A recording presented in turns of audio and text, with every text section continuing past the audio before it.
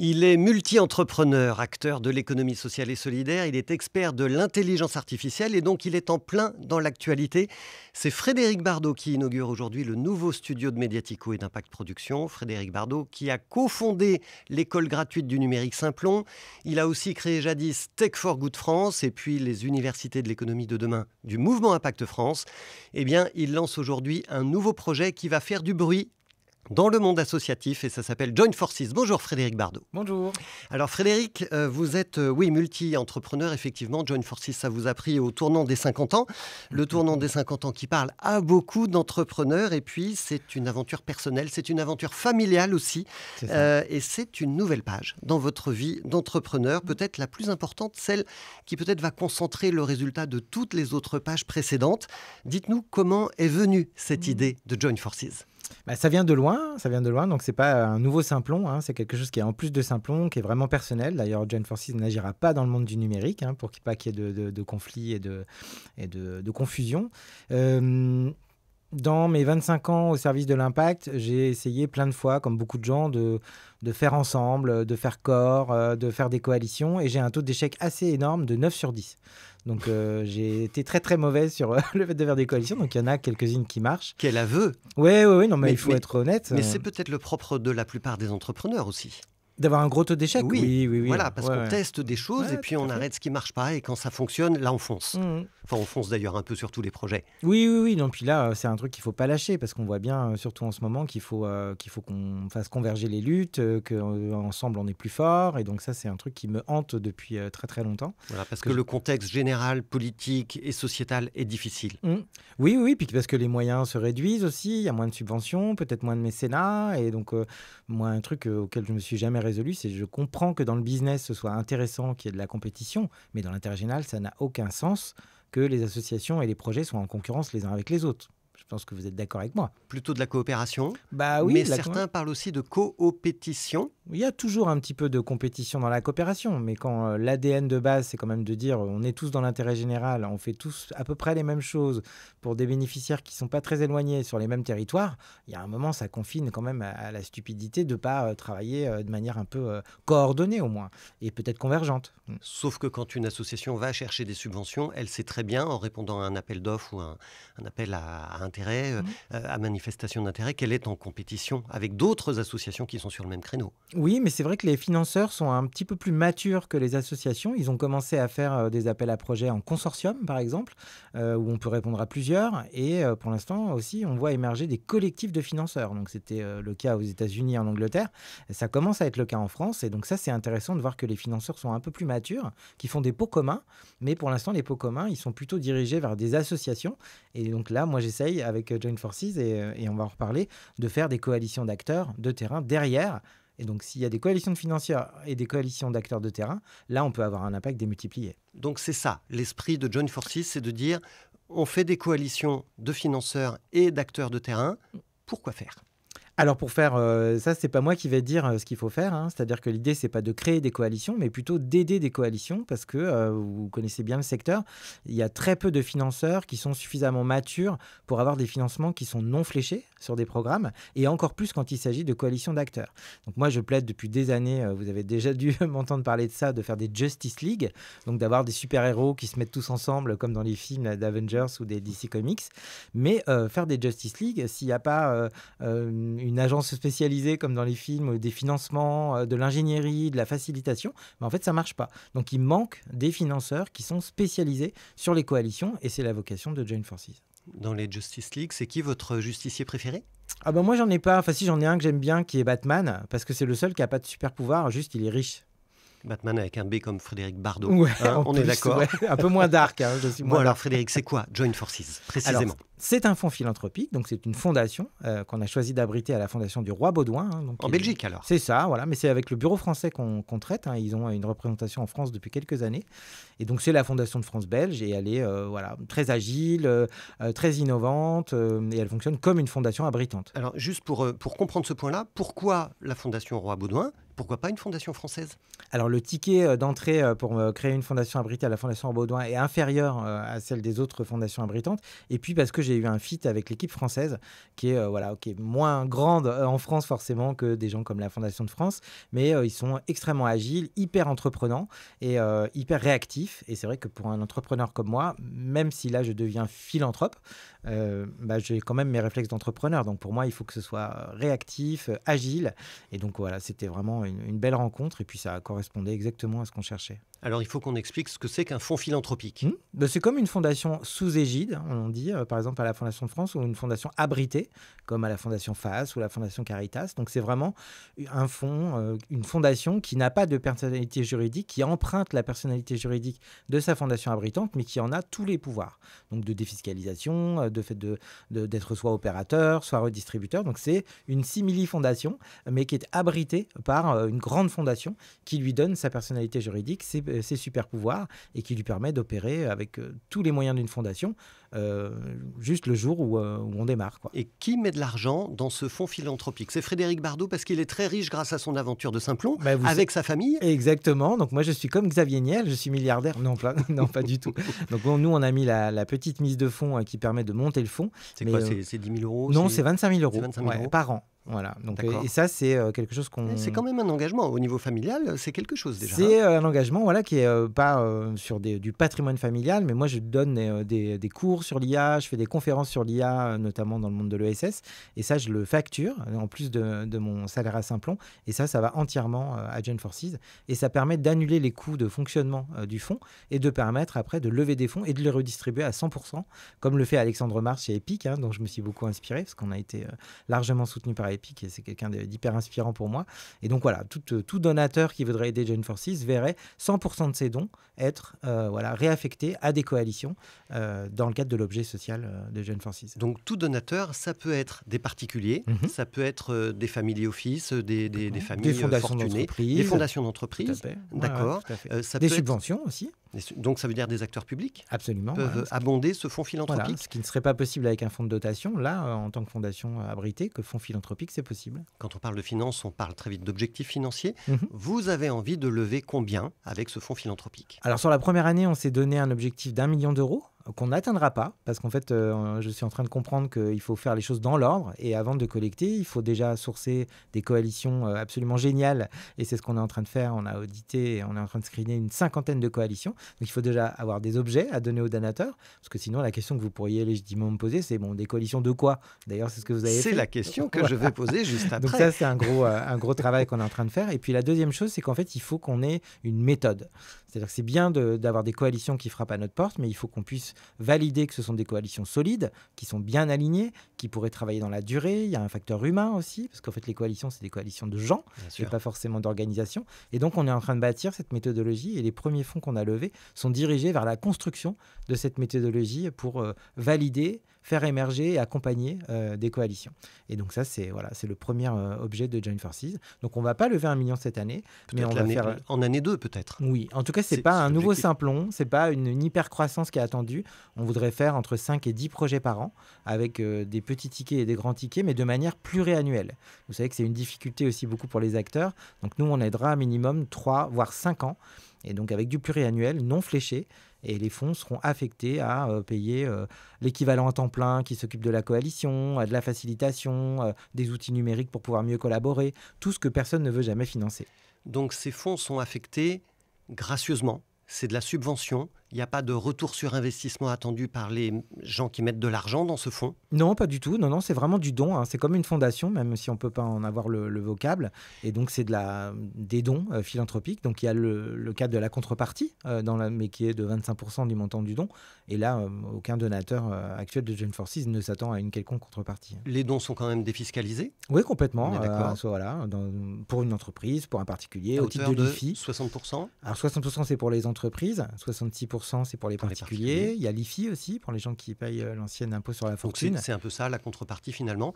Et l'argent sera investi sur quel type de projet? Quelles sont les associations, quels sont les projets de coalition que vous allez soutenir, que vous voulez soutenir? Alors, on ne peut pas encore révéler le nom des coalitions, mais ce que je peux vous dire, c'est qu'il y a des coalitions qu'on ne soutiendra pas, parce qu'on a eu pas mal de gens qui nous ont sollicités.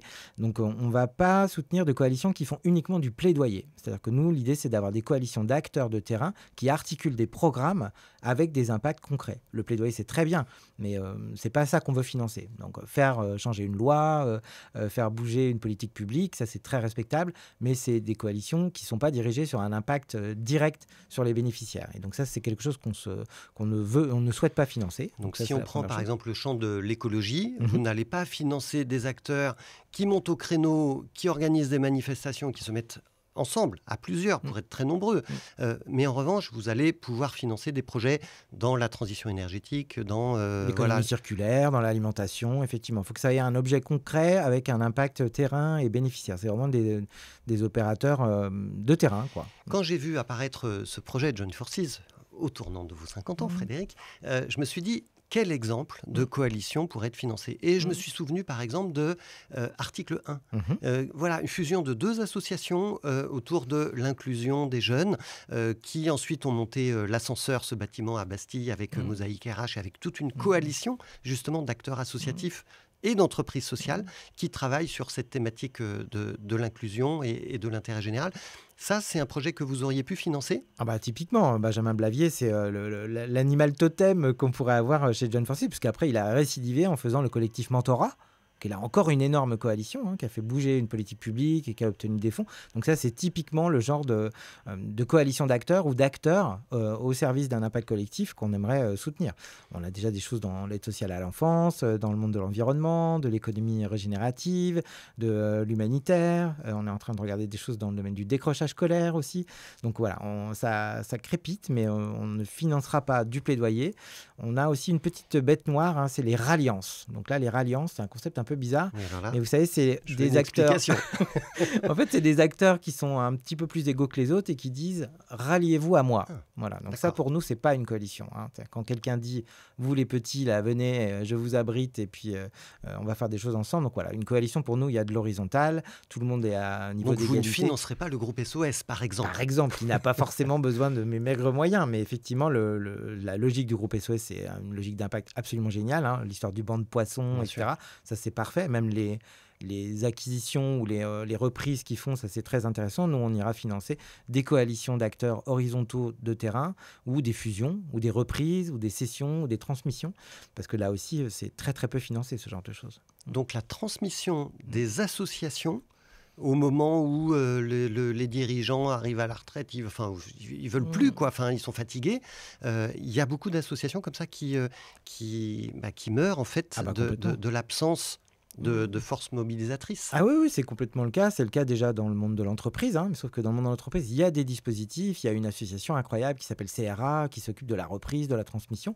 Mais alors dans le monde de l'ESS, comme il n'y a pas de capital et qu'il n'y a pas de mécanique financière qui permet des reprises et que le dirigeant parte avec un bonus parce qu'il va bien faire sa transmission, en fait, il y a énormément d'impact qui est perdu parce que les transmissions où les gens sont à une taille critique inférieure et ils n'ont pas les moyens d'être accompagnés pour fusionner et obtenir une taille critique qui permet aux 2 acteurs d'avant de ne pas mourir, et bien ça, effectivement, on va essayer de s'intéresser à ces sujets-là. Ouais. Donc pas de ralliance. Non. Pas de plaidoyer. Pas de plaidoyer. Pas de numérique non plus, parce que ça ferait de la concurrence avec Simplon. Et pas de coalition opportuniste aussi. Parce que vous savez, en fait, à partir du moment où vous faites un appel à projet en disant mettez-vous en coalition, il y a des coalitions de fait qui se font, mais qui sont en mode partage du gâteau. C'est-à-dire, on y va ensemble et après, on se répartit les choses. Donc, la force du collectif, c'est quand 1 + 1, ça fait 3, 4, 10, 20, 100. C'est pas quand c'est 1 + 1 + 1 + 1, puis après on se sépare le gâteau et on reprend chacun ses billes.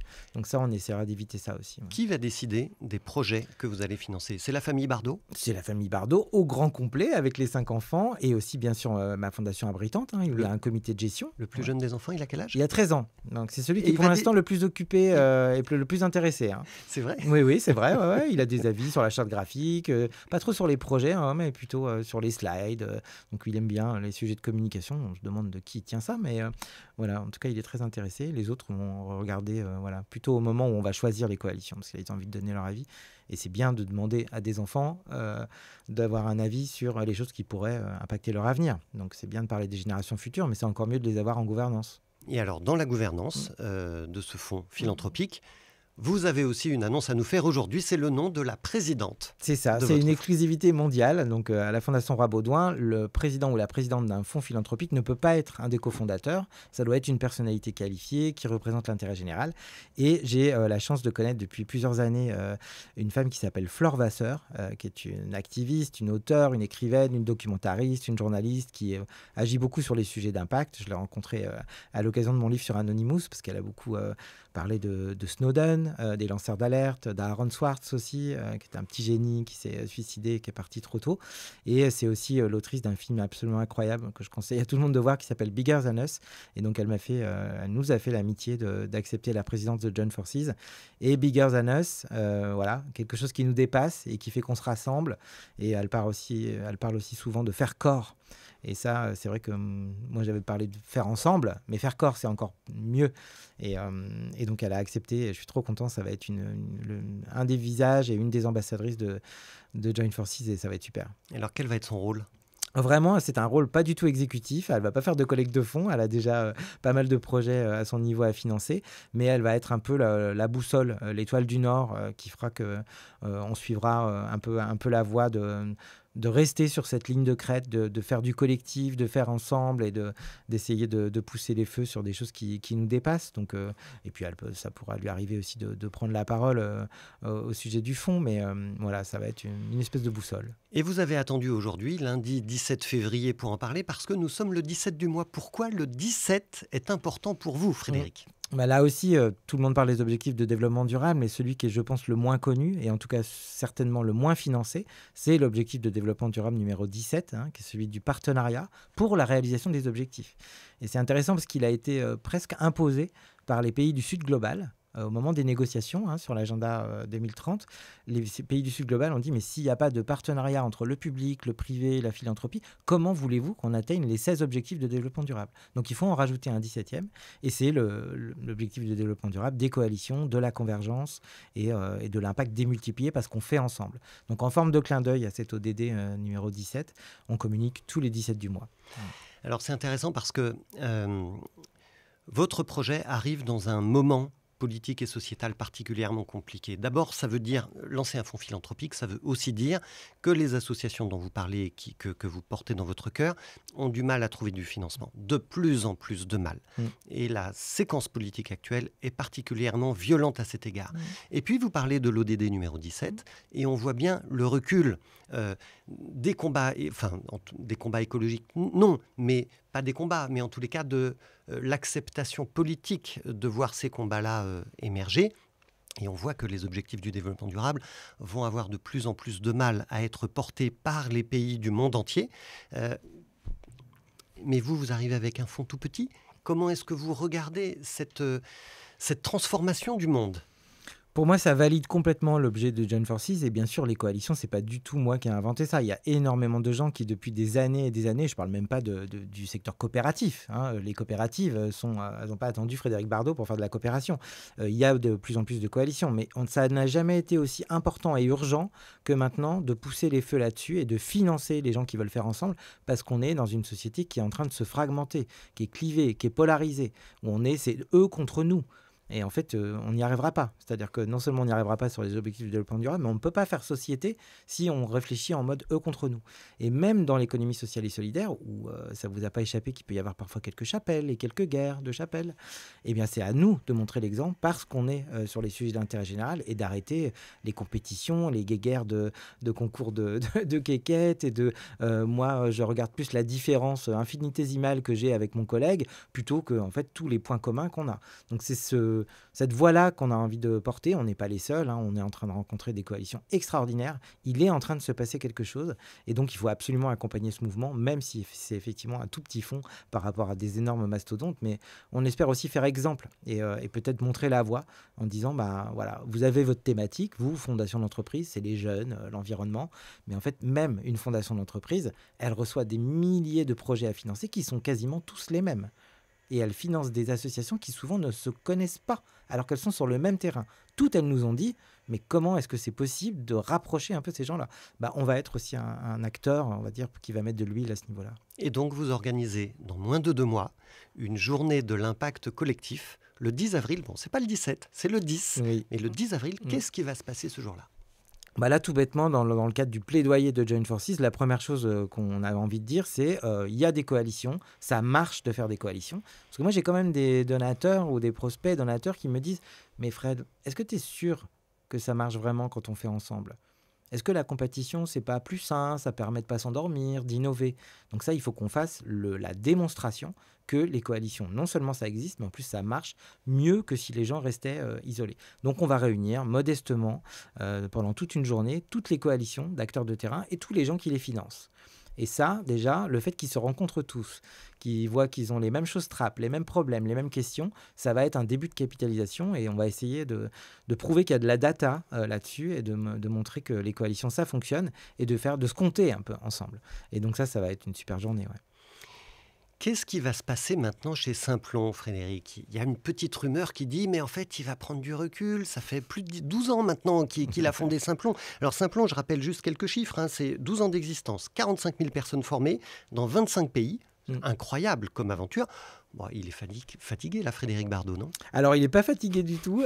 Par contre, il est moins fatigué qu'avant parce qu'il y a une nouvelle DG à Simplon depuis 3 ans qui a vraiment pris Simplon en main et qui dirige et qui pilote opérationnellement la boîte, hein, qui s'appelle Véronique Sobo, qui est une femme extraordinaire et elle a un comité de direction autour d'elle. Donc moi, ça fait longtemps déjà que je ne suis plus exécutif. Et heureusement que je ne suis pas très exécutif à Simplon, sinon les équipes, je pense qu'elles auraient peur. Parce que moi, je mets souvent le bazar. Hein, comme beaucoup d'entrepreneurs un peu avec des idées dans tous les sens, c'est pas forcément la meilleure chose pour structurer une entreprise. Donc déjà, Simplon, ça vit de manière exécutive sans moi depuis un paquet d'années. Mais là, avec Véronique, elle a complètement pris la boîte en main. Et donc moi, je fais ce que je veux. Et ce que je veux, c'est que je m'occupe des grands partenaires. Je fais rayonner Simplon. Je suis aussi la boussole de l'ADN, hein, puisque je suis le cofondateur et donc le dernier qui reste depuis le début. Et donc moi, Simplon, ça reste mon seul projet, celui qui me fait vivre, mais celui qui me fait aussi lever le matin. Donc j'ai des interactions avec Simplon tout le temps et je suis complètement full Simplon. Donc hors de question que je quitte Simplon, ni que je prenne du champ. Par contre, c'est vrai que l'arrivée de Véronique m'a permis de pouvoir faire des choses sur l'IA, qui ont beaucoup bénéficié à Simplon, hein, bien entendu, parce qu'on est à pointe sur ces sujets, et puis de faire cette belle aventure personnelle et familiale, qui est en plus très complémentaire avec Simplon, même si on ne fait pas de numérique, parce que ça fait partie de notre impact. Et c'est une chance. Hein. J'ai attendu 13 ans pour avoir cette chance de pouvoir faire ce que je veux et mettre mon impact à un niveau qui est méta, au-dessus de Simplon, mais qui, de toute façon, est en synergie avec ce que je fais. Mais le passage à l'échelle m'a montré aussi les limites du passage à l'échelle.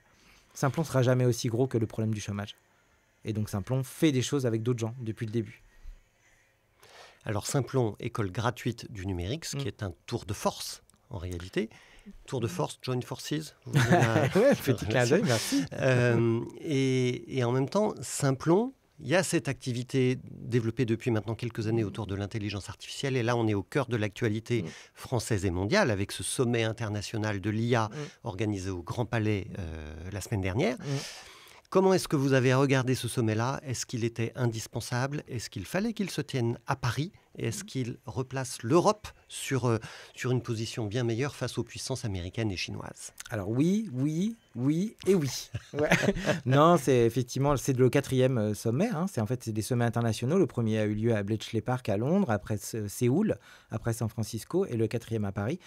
La France est une nation hyper importante dans le domaine de l'IA, grâce à nos talents, grâce à nos écoles d'ingénieurs, nos mathématiciens, et on a tout un écosystème qui est très puissant. Donc, on avait le droit d'accueillir ce sommet. C'est un sommet qu'on a co-accueilli avec l'Inde, hein, qui sera le prochain à accueillir ce sommet. C'est pour ça que Narendra Modi prenait systématiquement la parole en contrepoint d'Emmanuel Macron. Donc ouais, c'était une chance pour la France. On a des super belles boîtes. On a des boîtes qui ne sont pas françaises, mais montées par des Français, par exemple aux États-Unis, comme Hugging Face, qui est la plateforme des modèles open source. On avait des choses à dire. On a donné à ce sommet-là, qui avant était un sommet de la sécurité, ça s'appelait un Safety Summit. Nous, on a appelé ça, enfin nous, Emmanuel Macron a appelé ça un Action Summit, donc de passer à l'action. Mais on a, dans la déclaration finale, beaucoup insisté sur l'inclusion, la durabilité, la soutenabilité et l'éthique, et qui est une voie qui peut être intéressante, qui pourrait être une troisième voie entre les États-Unis et la Chine, par exemple, et une voie française et européenne. Qui sera entendue, ou est-ce qu'on est quand même littéralement écrasé, voire écartelé entre les géants du monde d'aujourd'hui? C'est une bonne question, je n'ai pas la réponse. En tout cas, il faut que cette voix continue à se faire entendre. C'est sûr qu'en ce moment, si vous avez des programmes de diversité et d'inclusion aux États-Unis, il vaut mieux taire que vous les avez parce que l'administration Trump ne veut plus entendre parler de climat ou de diversité. C'est vrai que dans le monde de l'IA, pour l'instant, c'est la bataille des milliards. Et en fait, tout le monde, c'est la course aux armements. Et le DeepSeek a été qualifié de moment Spoutnik. Donc, ils sont repartis en mode guerre froide, ce qui n'a aucun sens. Chinois. C'est ça, le modèle qui a fait un petit peu peur à tout le monde. Donc voilà, nous, on n'est pas sur la guerre froide. En Europe, on n'a aucun intérêt à reprendre une guerre froide. Par contre, montrer qu'il y a une troisième voie, comme dans les années 60, il y a pu y avoir des non-alignés, peut-être que ce serait une bonne voie pour l'IA. En tout cas, ça résonne avec ce que les gens font en tant que professionnels de l'IA. Les gens, ils n'ont pas envie de faire n'importe quoi. Ils ont le sens de la responsabilité. Donc ça, en tout cas, ça va parler aux gens qui sont dans le secteur. Peut-être pas aux gens de la Silicon Valley, ni du Parti communiste chinois. Alors, on a le chat GPT américain, oui. On a le DeepSeek chinois, et puis maintenant, on a le chat français. Tout à fait. C'est un petit pousset ou c'est vraiment une intelligence artificielle française et donc finalement européenne qui va jouer des coudes et se tailler une bonne part du marché, à votre avis? Franchement, c'est une des meilleures équipes d'IA du monde. C'est des gens qui travaillaient avant chez Meta et chez Google DeepMind. Donc, c'est les deux plus grands centres de recherche en IA du monde. Et donc, ils sont rentrés en France pour monter cette technologie-là. Dans tous les benchmarks, le chat est extrêmement bien placé. Et il est juste derrière OpenAI, mais ça dépend. Celui qui fait du code, par exemple, il est un peu meilleur. Donc, c'est vraiment une très belle équipe, des très beaux produits. En revanche, la capacité de financement de la France et des financeurs qui sont au capital actuel de Mistral n'a pas de commune mesure avec les centaines de milliards que OpenAI a levés. Mais ils ont levé aussi aux États-Unis. Mistral a des actionnaires américains, même si la boîte reste française et complètement sous contrôle français. Donc voilà, si on continue à pouvoir trouver des moyens de financer cette belle boîte, je pense qu'elle fera partie des premières boîtes au niveau mondial. Et c'est ce que le sommet a pu révéler. Et maintenant, tout le monde dans sa poche peut jouer avec le chat. Alors qu'avant, c'était un peu connu par les geeks. Mais là, maintenant, voilà, il y a une alternative. Donc pourquoi pas l'utiliser, ouais.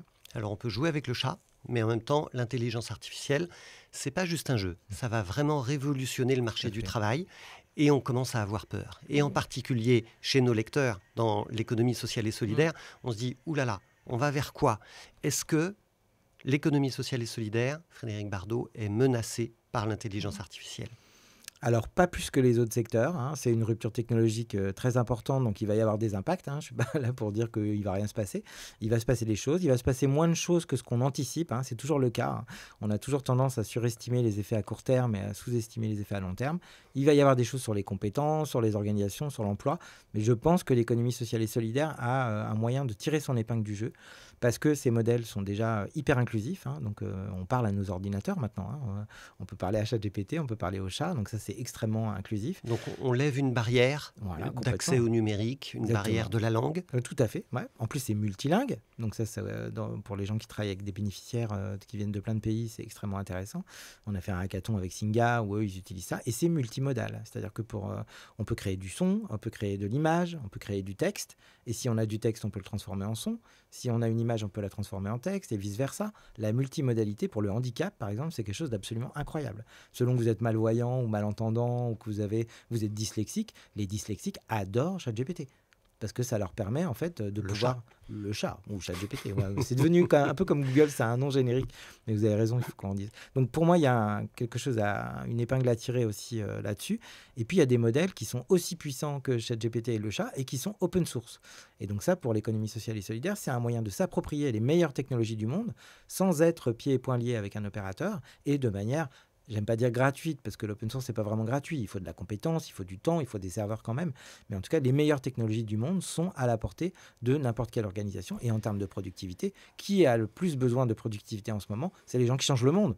C'est pas les gens qui font des milliards. Donc, j'espère que l'ESS va se saisir de ces outils pour être plus efficace, plus performante au service de ses bénéficiaires.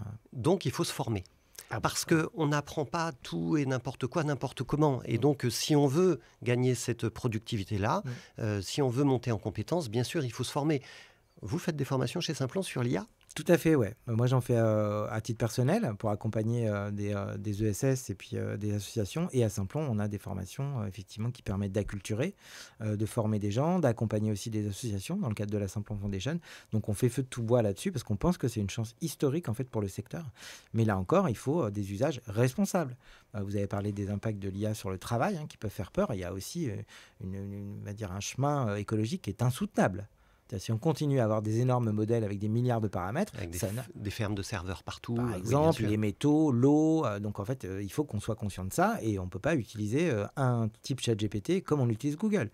Déjà parce que ça cherche beaucoup moins bien qu'un moteur de recherche, mais en plus parce que l'impact carbone est 10 fois plus supérieur. C'est important ce que vous dites, parce que là, en ce moment, il y a une petite musique de fond qui dit arrêtez Google, prenez ChatGPT tous les jours, dès que vous cherchez quelque chose. Et en fait, ça consomme 10 fois plus d'énergie qu'une recherche Google. Et les résultats sont beaucoup moins efficaces. La preuve en est, c'est que le ChatGPT de Google, qui s'appelle Gemini, en fait, il n'est pas lié au moteur de recherche. Et vous avez même dans Gemini, si vous posez une question sur qui est François Bayrou ou c'est quoi Mediatico, vous allez avoir une réponse. Et en bas, il y aura un endroit où vous allez pouvoir cliquer pour double-checker et fact-checker la réponse. Et là, il va aller fact-checker sur Google. Donc ça fait des transferts supplémentaires et donc de la consommation supplémentaire. Mais le taux d'erreur des modèles de langage, c'est entre 10% et 50%. Donc ils ne sont pas fiables pour faire de la recherche. Il ne faut pas les utiliser pour ça. Ils ont d'autres qualités. Dans les profils qui vont venir chez Simplon ou chez vous, Frédéric, pour se former à l'IA, les profils de l'ESS, quels sont les métiers que vous voyez déjà ou que vous attendez venir vous voir? Déjà, il y a toutes les personnes qui travaillent dans le monde de la tech, parce qu'en fait, les IA, elles codent. Et donc, en fait, ça peut permettre de mieux gérer son site Internet, de faire des nouvelles applications. Donc, déjà, les boosts de productivité, c'est d'abord pour les développeurs et les développeuses. Ça, à tout seigneur, tout honneur, c'est eux en plus qui ont inventé ces modèles-là, donc ils sont premiers arrivés, premiers servis. Après, dans le monde du marketing, de la communication, de la collecte de fonds, les fonctions support comme les RH, la compta, les IA peuvent booster la productivité. Après, il y a le service aux bénéficiaires qui peut aussi bénéficier. Mosaic RH a créé une IA qui s'appelle Zia et qui est en fait un avatar qui permet d'avoir les premiers contacts avec énormément de gens. Et puis donc, elle ne dort jamais, forcément, elle est disponible 24 heures sur 24 et elle peut gérer un premier niveau d'accompagnement qui ne remplace pas, bien entendu, l'accompagnement humain. Et moi, je pense aux travailleurs sociaux, on les a eus en hackathon.